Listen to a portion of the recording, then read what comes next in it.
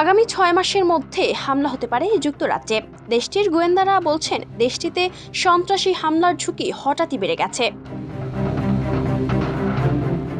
পরিস্থিতি বিবেচনায় সেখানে বসবাসরত মার্কিন নাগরিকদের সতর্ক থাকতে বলেছে লন্ডনের যুক্তরাষ্ট্র দূতাবাস।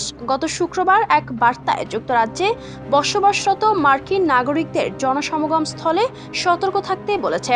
বিশেষ করে স্কুল, গির্জা, পর্যটন কেন্দ্র ও গণপরিবহনে সাবধানে থাকতে বলা হয়েছে।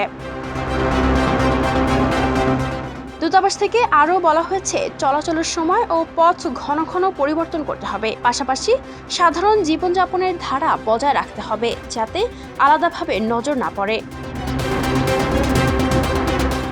এর আগে গত শুক্রবার যুক্তরাজ্যের অভ্যন্তরীণ গোয়েন্দা সংস্থা MI5 এক বিবৃতিতে জানায়, যৌথ সন্ত্রাসবাদ বিশ্লেষণ কেন্দ্র দেশটিতে হামলার হুমকির মাত্রা যথেষ্ট থেকে বাড়িয়ে প্রবল পর্যায়ে উন্নীত করেছে।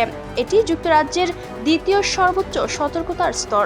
এর মানে আগামী ৬ মাসের মধ্যে হামলার আশঙ্কা এখন অত্যন্ত বেশি। MI5 জানায়, যুক্তরাজ্যে বেশ কিছুদিন ধরে সন্ত্রাসী হামলার হুমকি বাড়ছে। গত বুধবার লন্ডনের গোল্ডার্স গ্রিন এলাকায় 2 ইহুদি ব্যক্তিকে ছুরিকাঘাতের ঘটনা ঘটে। এ ঘটনা সতর্কবার্তা বাড়ানোর পেছনে ভূমিকা রেখেছে। তবে শুধু ওই হামলার কারণে সতর্কতা বাড়ানো হয়েছে শুধু তাই নয়।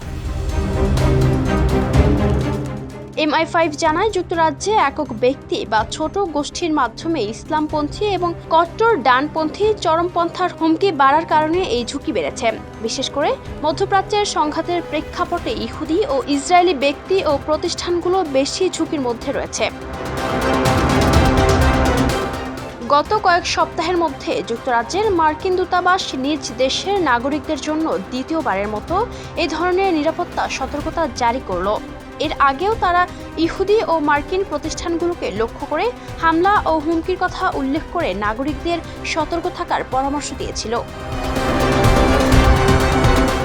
গত সপ্তাহে উত্তর লন্ডনের ইহুদিদের উপাসনালয় ফিনচলে রিফর্ম সিনাগগে হামলা হয়। এছাড়া হ্যারো অঞ্চলের কেন্টন ইউনাইটেড সিনাগগ সহ আরও বেশ কিছু স্থানে সম্প্রতি হামলার ঘটনা ঘটেছে।